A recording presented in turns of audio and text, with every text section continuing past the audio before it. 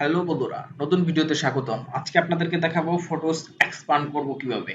মানে এক্সপান্ড জিনিসটা কি যারা বুঝতেছেন না তাদের জন্য আমরা চলুন প্রথমেই দেখিয়ে দিই এক্সপান্ড জিনিসটা কি।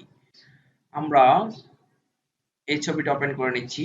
দেখেন আমরা অনেক সময় ছবিটি এরকম আমাদের ক্যামেরাম্যান কিংবা আমাদের বন্ধুদেরকে যখন ছবি তুলতে দেই তখন মূলত যেটা করে আমাদের এরকম ভাবে একদম ব্যাকগ্রাউন্ড লেস একটা ছবি তুলে ফেলে যেটা দেখতে অনেকটা সুন্দর দেখায় না। ছবিটা সুন্দর হলেও সাবজেক্ট ঠিক থাকলেও অবজেক্ট মানে বা ব্যাকগ্রাউন্ড ঠিক না থাকার কারণে ছবিটা নষ্ট হয়ে যাবে, বাতিল করে দিই।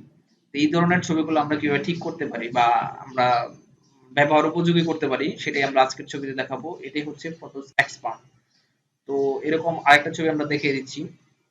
যেমন ধরুন এই ছবিটা মোটামুটি বেশ ঠিকঠাক ছিল কিন্তু ব্যাকগ্রাউন্ডটা অনেক ছোট হয়ে গেছে বা অনেক কম হয়ে গেছে। আমার মনে হচ্ছে যে আরেকটু ব্যাকগ্রাউন্ড যদি এই পর্যন্ত থাকতো সেক্ষেত্রে ছবিটা অনেক মানে ফিটফাট হতো বা অনেক সুন্দর দেখাতো। তো এরকম ছবি হতে পারে। আরেকটা ছবি দেখে নিচ্ছি যে ব্যাকগ্রাউন্ড একদিকে অনেক বেশি আছে কিন্তু অপর দিকে কোনো ব্যাকগ্রাউন্ডই নাই।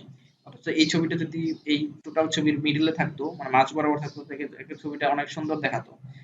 এরকম দেখা গেছে ফটোগ্রাফার কিংবা আমরা যাদের ছবি তুলতে দিই তারা এই ধরনের ছোটখাটো ভুল করে থাকে বা আমাদের পছন্দের রেশিও অনুযায়ী ছবিটা হয় না। এটা আমরা কিভাবে ফিক্স করতে পারি? তো যারা জানতে চান তারা ভিডিওটা কন্টিনিউ করেন। তো আমি দেখিয়ে দিচ্ছি। তো প্রথমত আমরা এই ছবিটা ফটোশপ ওপেন করে নিচ্ছি। ফটোশপ ওপেন করার পর আমরা লক বাটনটা আনলক করে নিচ্ছি। তো এখানে আমরা এই অপশনে থাকবো। এখান থেকে আমরা যদি এখানে ক্রপ বাটনে চলে যাই, ক্রপ বাটনে আসার পর আমি এর শুরুতে এই ফাঁকে বলে নিই আমি ২০০০ মানে ফটোশপ সিসি ২০২২ দিয়ে দেখাচ্ছি। এটা আপডেট ভার্সন একদম। আপনি যদি ব্যাকডেটেড এ থাকেন মানে ২০২০ কিংবা ২১ ভার্সনে থাকেন আমার মতো হুবহু নাও পেতে পারেন। তা আমরা এইদিকে একটু টেনে দিচ্ছি। আমার কাছে মনে হচ্ছে এতটুকু ব্যাকগ্রাউন্ড হলে হ্যাঁ, এতটুকু ব্যাকগ্রাউন্ড হলে খুব সুন্দর হবে ছবিটা। আরেকটু বাড়িয়ে দিই। হ্যাঁ, এতটুকু ব্যাকগ্রাউন্ড চাচ্ছি মূলত। আপনি যদি যতটুকু চান ঠিক ততটুকু আপনি ক্রপ বাটনের আন্ডারে গিয়ে এইভাবে ক্রপ আমরা মূলত ক্রপ কিন্তু করতাম এইদিকে ছোট করে দিতাম মানে কাটার জন্য, কিন্তু এখানে আমরা বড় করে দিচ্ছি আমাদের সাইজ অনুযায়ী আমরা যতটুকু চাই ছবিটার ব্যাকগ্রাউন্ড আমরা যদি এখানে ছোট বড় করতে চাই করে নিতে পারবো। এইভাবে আমরা আসলে মূলত আমাদের যে অ্যাসপেক্ট সাইজ বা আমরা যতটুকু চাই আশানুরূপ যে সাইজ ততটুকু আমরা ক্লিক করে দিব। তারপর যেটা করবেন এখানে আমার ফটোশপে দেখেন শুধু টিক চিহ্ন আছে। আমরা টিক চিহ্নতে ক্লিক করব। কিন্তু আপনার ফটোশপে এখানে টিক চিহ্ন যদি না থাকে এখানে দেখবেন যে এখানে লেখা আছে কনটেন্ট অ্যাওয়ার্ড নামে একটা বাটন আছে। মানে এই অপশনে থাকা অবস্থায় ক্রপিং এ যখন থাকবেন তখন দেখবেন এখানে কনটেন্ট অ্যাওয়ার্ড নামে একটা বাটন আছে। যেখানে আপনি টিক চিহ্ন দেওয়ার একটা অপশন পাবেন। মানে টিক চিহ্ন দিতে পারবেন। টিক চিহ্নটা দিয়ে তারপরে এখানে এই বাটনে ক্লিক করে দিবেন। কিংবা মানে কিবোর্ড থেকে আপনি ইন্টার বাটনে ক্লিক করতে পারবেন। আমি এখান থেকে ক্লিক করে দেখাচ্ছি। এখানে যদি আমরা কন্টেন্ট বাটনটা নাই, কন্টেন্ট অ্যাওয়ার্ড এটা আমার অলরেডি আপডেটের কারণে এই বাটনটা চলে গেছে। আপডেট ভার্সন গুলোতে হয়তো বা কন্টেন্ট অ্যাওয়ার্ড এই বাটনটা রাখবে না। ব্যাকডেট গুলোতে পাবেন তারা কন্টিনিউ বাটন মানে কন্টেন্ট অ্যাওয়ার্ড বাটনটাতে টিক চিহ্ন দিয়ে নেবেন। তারপর এখানে এই টিক চিহ্নতে ক্লিক করে দিবেন এবং একটু প্রসেসিং হবে। আমরা অপেক্ষা করে ধৈর্য ধরে দেখে নিব যে ম্যাজিকের মতো কাজ করবে বিষয়টা। যে প্রসেসিং শুরু হয়ে গেছে আমরা ওয়েট করব।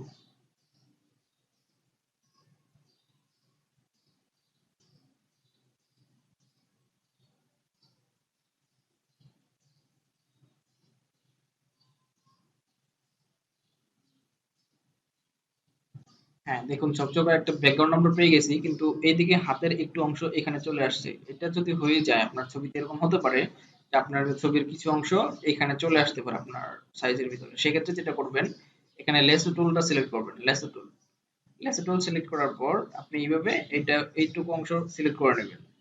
হ্যাঁ, সিলেক্ট করে নেওয়ার পর ওইখান অবস্থায় রাইট বাটন ক্লিক করে ফিল বাটনে ক্লিক করে দিবেন। রাইট বাটন ক্লিক করে ফিল বাটন। তারপর এখানে কনটেন্ট এবার থাকবে, এখানে কালার মানে যেভাবে যা আছে থাকবে। এখানে অপাসিটি 100% থাকবে। নরমাল থাকবে। এখানে কিচ্ছু করার দরকার নাই। আপনি জাস্ট ওকে করে দিবেন। জাস্ট চলে যাবে। এইভাবে কিন্তু আপনি আপনার কন্ট্রোল ডি চেপে ডি সিলেক্ট করে নিয়ে আমরা একটা ছবি সেভ করে নিতে পারি। তারপরে ধরেন আমি যদি এখানে হয়তো আরেকটু স্পট যদি মনে হয় যে আছে সেক্ষেত্রে আপনি আবারও লেসো টুল নেবেন। লেসো টুল নেওয়ার পর এখানে আমরা ক্লিক করে দিব। ক্লিক করে দেওয়ার পর রাইট বাটন ক্লিক করে ফিল্ডের থেকে ওকে। এখানে কোনো স্পট আর এখন আমি দেখতে পাচ্ছি না। আপনারা দেখতে পাচ্ছেন কিনা জানি না। আপনি চাইলে এখানে যে কালো যে শেপগুলো আছে এগুলো এইভাবে কন্টেন্ট নেওয়ার ট্রেসিং টুল দিয়ে আপনি ফিল করে নিতে পারেন।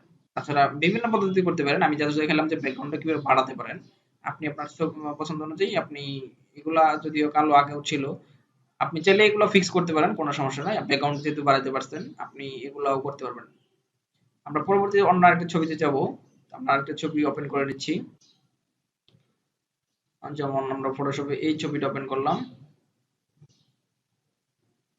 এই ছবিটা তো মনে হচ্ছে আমরা লক বাটনটা তুলে নিই, যে আরেকটু ব্যাকগ্রাউন্ড থাকলে ছবিটা সুন্দর হতো। তো সেই ক্ষেত্রে আমরা যেটা করব, এখানে এসে আমরা একটু বাড়িয়ে দেব। আমাদের পছন্দের সাইজ অনুযায়ী আমরা ছবিটা বাড়িয়ে দেব। একটু বেশি করেই বাড়িয়ে দিচ্ছি। হ্যাঁ, আমরা একটু বাড়িয়ে দিলাম। আমার কাছে মনে হচ্ছে যে একটু উপরেও দিয়ে দিই। আসলে আদৌ কাজ করে কিনা আমি আপনাদেরকে দেখাই। মানে যথেষ্ট সাইজ নিয়ে নিলাম আমার পছন্দের সাইজ অনুযায়ী। আপনার আবারও বলছিলাম যে আপনাদের এখানে কন্টেন্ট এওয়ার্ড থাকলে এখানে টিক চিহ্ন দিয়ে নিবেন। হয়তো একবার দিলে সেকেন্ড টাইম আর দিতে হবে না। আমার দিতে হচ্ছে না। আমি জাস্ট টিক চিহ্নতে ক্লিক করে দিচ্ছি। তারপর অটোমেটিক্যালি ইমেজ প্রসেসিং শুরু হয়ে যাবে। তা আমরা অপেক্ষা করে প্রসেসিংটা দেখে নিব কি হচ্ছে।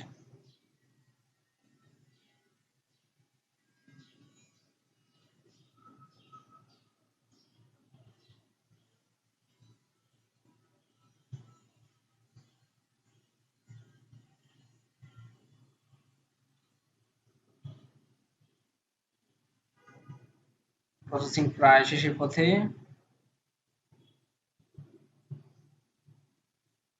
দেখেন, এটার মধ্যে কোনো স্পটই নাই, কোনো অত সুন্দরভাবে ব্যাকগ্রাউন্ডটা হয়ে গেল। হ্যাঁ, আপনার ছবির সাইজ অনুযায়ী আর কি হয়তো মডিফাই করা লাগতে পারে পরে।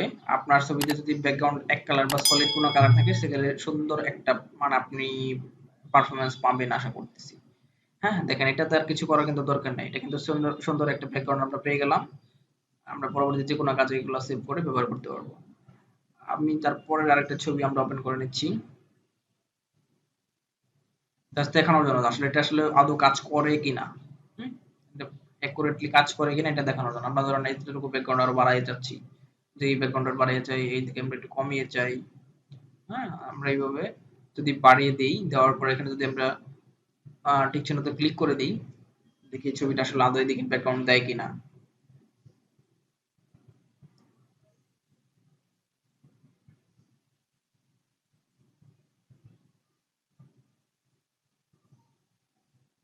হ্যাঁ, দেখেন এই ছবিটাতে কিন্তু একটু ব্যতিক্রম আমরা দেখতে পাচ্ছি। এদিকে একটা স্পট চলে আসছে, অর্থাৎ প্যান্টের কিছু অংশ এদিকে চলে আসছে। এরকম হলে ঠিক একই অবস্থা, যে লেসো টুল দিয়ে আপনি যদি এখানে ক্লিন করার চিন্তা করেন, আপনি লেসো টুলের ব্যবহার যদি জানেন, সেক্ষেত্রে আপনি ক্লোন স্ট্যাম্প টুল থেকে করতে পারেন, বা এখানে বিভিন্ন পদ্ধতিতে আপনি করতে পারেন। হ্যাঁ, ক্লোন স্ট্যাম্প টুল, তারপরে প্যাচ টুল দিয়ে আপনি করতে পারবেন, ব্রাশ টুল। আমি এইভাবে ধরেন এইখান থেকে আমি এটুকু সিলেক্ট করে নিলাম লেসো টুল দিয়ে। আপনার টিউটোরিয়াল দেখানোর সুবিধার্থে লেসো টুল ব্যবহার করলাম। না, এটা দ্রুত করা যাবে আরকি। আমরা যদি এখানে রাইট বাটন ক্লিক করে আবারও ফিল এ থেকে কনটেন্ট এওয়ার্ড দিয়ে ওকে করে দেই, আমরা এরকম একটা সুন্দর ব্যাকগ্রাউন্ড পেয়ে যেতে পারি। হ্যাঁ, দেখেন কত সুন্দরভাবে কিন্তু আমরা একটা ব্যাকগ্রাউন্ড তৈরি করতে পারছি। এটা যদি আমরা সেভ করি, চাইলে কিন্তু আমরা সেভ করতে পারবো, সেভ করে কিন্তু এটা ব্যবহার করতে পারবো। এটা একটা সেভ ফরম্যাটে আছে। আমরা তুলে নিয়ে কাজ করব মূলত।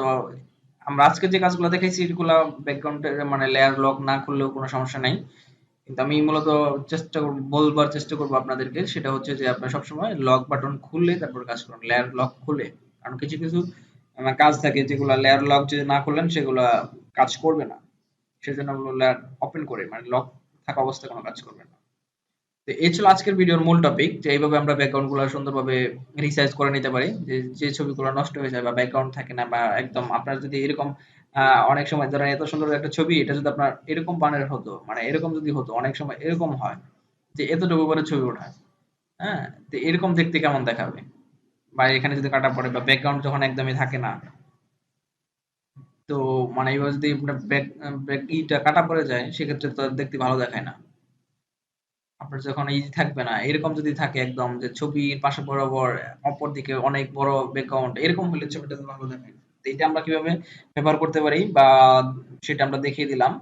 তো এরকম আপনি নিজেও ট্রাই করবেন, আপনি নিজেও পারবেন।